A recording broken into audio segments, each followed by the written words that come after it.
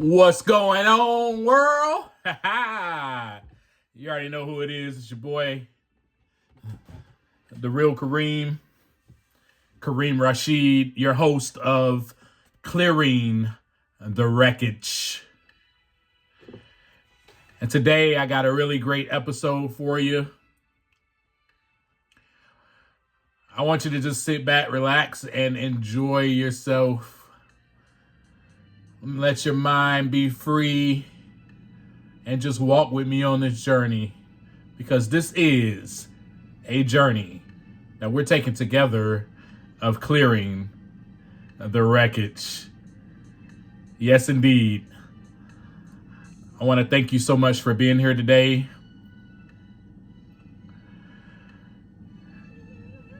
And I want to go ahead and jump in right now to episode 2, Clearing the Wreckage.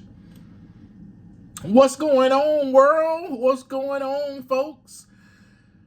All right, so you're probably wondering, we did a first episode. I set the scene with you. I told you exactly what wreckage is from my viewpoint. I gave an analogy of an accident, of a wreck that happens. Maybe it happened in front of you, or it happened while you were driving by and you see all the wreckage after the accident, right? So we talked about that. We discussed that. We see all this debris. We see shards of just nastiness all over the road. We got cops everywhere trying to make sure that we go around the wreckage and that nothing happens to our car, trying to, pass through. So everybody's there kind of barricading the accident, just kind of, making sure that we're good to go, right? And so then later, moments later, maybe hours later, maybe even a day later, who knows how long it actually takes to clear the wreckage. But the ideal is that everybody is there involved. But you got the wrecker truck, taking the car. Everybody is there that has come to clear the wreckage. So that's where it began. A wreck happened, and then cops were called onto the scene. And then as we drove by, we saw all this wreckage. So that is where it starts. That's where it happens now. As for this episode, we're going to talk about, are we able to see the wreckage? Now, on this podcast, you'll realize that Kareem will be talking in first person most of the time. Why? Because I'm the star of the show. You're not. This ain't about you, man. This is about me. You're supposed to be watching me, listening to me, all that. This is about me. This is the Kareem show. No, I'm just kidding. But no, I'm talking in first person from first person experience. So what I mean by that is I'm not here to talk about you, to talk about your problems and try to fix you and change you and transform you and mold you into something that I want. That is not my motivation for doing this podcast. My motivation for doing the podcast is to invite you along on this journey with me. That is my intentions. That is my motivation. I'm saying that out loud to you so that you can know who you're listening to. You know, I have not arrived. I have not graduated. I am not on a pedestal. I am not, Mr. PhD giving a speech to everyone and saying, this is what you need to do. That is not me. What I am here to do is share with you my mess. And because my mess and my wreck and my wreckage has turned into a message, and I want to share with you my journey. So come on along. Enjoy the ride. Come along. Let's do it together. All right? So this is about togetherness. This is about oneness. This is about unity. This is about being aligned with one another, in accordance with one another, spirit upon spirit. This has nothing to do with physical. All right? So tap in with me, zoom in, let's go. We saw all of the wreckage from the accident. The only problem is that we, the bystanders, the people that drove by, we saw the wreckage. The person that was in the accident, even the person that probably caused the accident, could have got out of the car and was like, oh my God, why did you? It's your fault. It's your fault. You're responsible. The other person could have been just in dismay or not, just confused. Like, man, my car. Or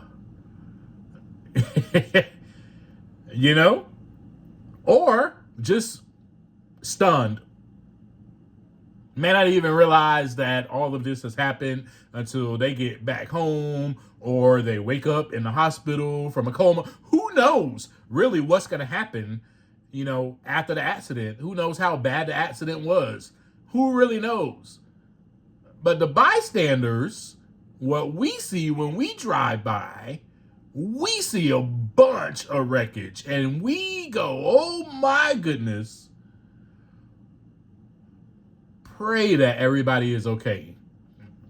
For the most part, when we drive by, those are our thoughts. We're like, man, God, I pray that everybody's okay. I know that at least those are my thoughts. And then we start to examine, like, oh man, I wonder how bad it was. Oh, that looks bad. That looks really bad.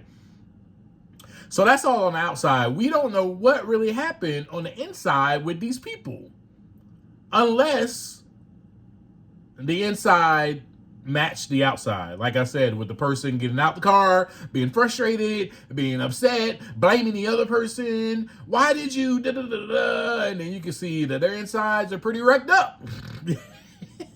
But we weren't on the scene, so we don't know that. Now, the person that's doing that probably doesn't know that they got a bunch of wreckage on the inside of them also.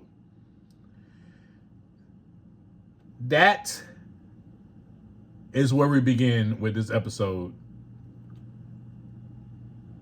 I did not know. I did not know I had so much wreckage until, and I still didn't know until months upon months after. But when I knew something was wrong, it's when my mother kicked me out of her house. And she said, I'm done. I'm done with you. I can't do this anymore. Y'all don't know my mom. My mom is the most kind-hearted, generous, loving, compassionate person that I know on this earth. Right? That is my mother. My mother never punished me. Never. Yes, you can say, oh, she never punished you because you're spoiled. Yes, I was spoiled. I was a spoiled brat.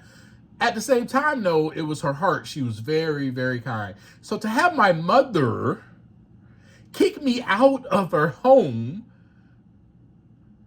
was a game changer. Was a revelation to me that, oops, I wrecked this relationship. Oops, there must be really something wrong with me. Now, when I got kicked out, I was upset. I did not understand why I was being kicked out. What's wrong with you, Mom, for kicking me out? There's something wrong with you. Little did I know, I was the problem. I was the one with the wreckage, right? So I drifted off and I went and had nowhere to go. She did not care where I went. In fact, she was done with me completely. She told me to not call her, do not come running. There is nothing else that she will do for me. Nothing. With that being said, folks, that was when, later on, much later, after living in the woods, by the way, because I had nowhere to go. Months later, I realized, oh yeah, I'm wrecked. There's some wreckage must be on the inside of me that comes out and causes this chaos, causes relationships to break, not men to break. So there must be some wreckage, right? That was where I started. I started by, well, just that was the indicator, basically, is what I'm saying. That was the indicator that there must be something, some type of wreckage inside of me that caused my relationship with my mother to break, to split. Oh my gosh. With that being said, folks, you can go on all your life with someone telling you about yourself. Somebody saying, hey man, hey, you're a jerk. Or hey man, that wasn't nice. You shouldn't have did that. Or hey, you shouldn't have said that. Or hey, all you think about is yourself, Kareem. Now that went on for years upon years, lifetimes upon lifetimes that I traveled back and forth upon this earth. That went on without me realize those all were indicators.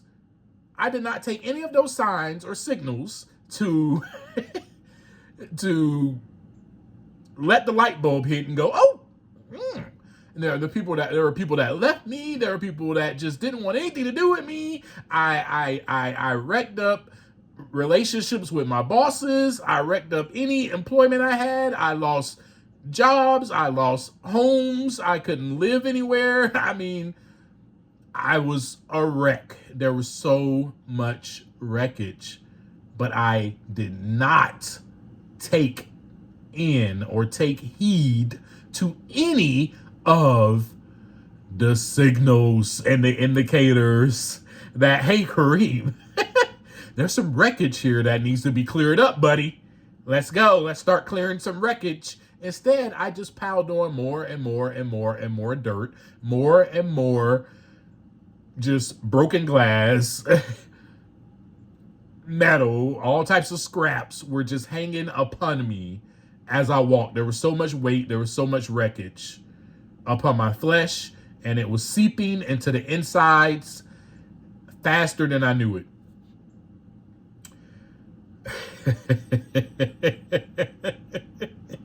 I'm telling you. So where did I get the hint or the indicator? I got it when my mother kicked me out of her home. That was the indicator. I did not take heed to it until months later when it was finally revealed to me that, OMG, I've created a bunch of wreckage in my life. So with that being said, that's pretty much the end of this episode. That's what this episode is about. This episode is sharing with you the wreckage that I created and I caused. And how did that wreckage come upon? I should share that with you. I got kicked out of my mother's house due to my alcoholism and addiction. I am now a recovering alcoholic and addict. Thank God that my mom kicked me out of the house. Woo! Thank God she did. Now I'm 8 years sober and clean, and I'm so grateful that my mother years ago kicked me out of that house, because little did I know it was going to boost me onto a journey of not only self-discovery, but a journey of recovery and sobriety. And I'm so grateful for that. So I just want to thank you guys for tuning in with me today. I'm going to leave you with this poem real quick that kind of just shares with you a little bit about who I am and not necessarily who I am, but yeah, who I am, the wreckage that is inside of me, that I am now clearing. And I'm so grateful to be clearing it. I'm so grateful that you are here joining me on this journey. And then you can kind of see that, yeah, I didn't know. This is what I was just doing every day. Man, go ahead and drink, man. Go ahead and drink, bro. Go ahead and drink, man. Go ahead and snort that, bro. Like, go ahead and smoke, man. Whatever, bro. Like, it's all good, man. This is what you do. This is what you do. You do this every day. This is who you are. There's nothing wrong with that. There's no problem. There's no problem with you doing that. Like, drugs are cool. Drinking is great. Everybody does it. You don't have a problem. But I had a problem because my drinking and my drugging wasn't normal like most people's. Most people who aren't addicts and alcoholics, they can drink and stop. I could not stop. Most people that are not addicts, they could use a drug and they could be like, oh, okay, I'm okay. I don't have to do that again. I could not stop doing it. That is the difference between probably me and you, or me, well, most people, unless you're listening to this and you're a recovering alcoholic and addict like me. And I'm glad to have you here. So anyway, I'm going to share this poem, and then so that way you can kind of hear what it was like, and you can kind of hear, you know what I'm saying, like, hey, man, what I did to, well, yeah, where it begun for me, where it kind of started. This is called Addict. Lines of cocaine spinning, 360 on a ball, 8-figure skate, blades, scrape up the ice, blind mice running into things trying to find the cheese, survive. Life ain't free, base, yet still not home safe, cannot escape fears. Been living this way for years and feeling this way, but still don't know how to cope with what I'm dealing with. Tears, liquor and beers down my throat. Hope only comes for a little while. Smoke, cigarettes and weed. The only time I feel I can breathe is when I inhale in my chest. And I inhale, I feel myself burning inside my flesh. Man, just keep getting high, man, because what the hell, I'm already a mess. Yes, I guess this is the life. I'm out of your mind, out of my mind, take flight. No one can really see me, I'm out of sight. Vice versa, hiding in plain sight. All of my madness, I write in cursive. Pretentious, pretending my life, one big rehearsal. My disease doesn't really care if I did that. Urkel. I'm disastrous. Disaster is ahead. Signs everywhere. Lights red. But right now I'm speeding, so I sped through. Keep running. I wish you would feel for me, but I am the clown in the classes. Great actor. I can do this stage acting with no practicing. Masking all of my fears. Liquid courage fills my belly and my head up. You couldn't tell me nothing, don't get me fed up. Lost consciousness, forgot what I was scared of. Anyway, just play the music. I'ma keep abusing these drugs and think about my childhood and wonder why I never felt loved. Open up another bag and dump it on the table and put some on my tongue. I must taste it. Now that's the feeling of love. Drink some more, get wasted. Roll up 2 cigars laced with just a little bit of green and a lot of snowflakes. Now turn up the tunes and let the bass hit. Light it. Take a bass hit. Man, I love getting high and drunk. All alone, off in the zone, but I'm lit and ready to do something dangerous. This is the way it gets. But I'm stuck in my addiction and I can't fight the feeling. I love the way it hits. I forget I was told, watch the company you keep and who you hanging with. But liquor and coke and weed was always there. They were my favorite friends. But then they turned against me. Up in emergency room with no room to breathe. Out of my chest. What kind of pain is this? Locked in a cell, now I dwell in a cage with men? I lost every home I lived in. We done putting up with you. Get out, you've been evicted, homeless, living in the woods. If you haven't lost anything, there is still a yet, and it could happen. I only felt relief on that day I hit my knees and truly started asking, God help me, I'm an addict. that's where it begun. That's where the indicator actually clicked for me. All right, y'all have a wonderful day. Thank you so much for tuning in and joining me on this journey. I will leave you with this. Take time to look inside so that the wreckage can begin to clear. Have a wonderful day. Peace.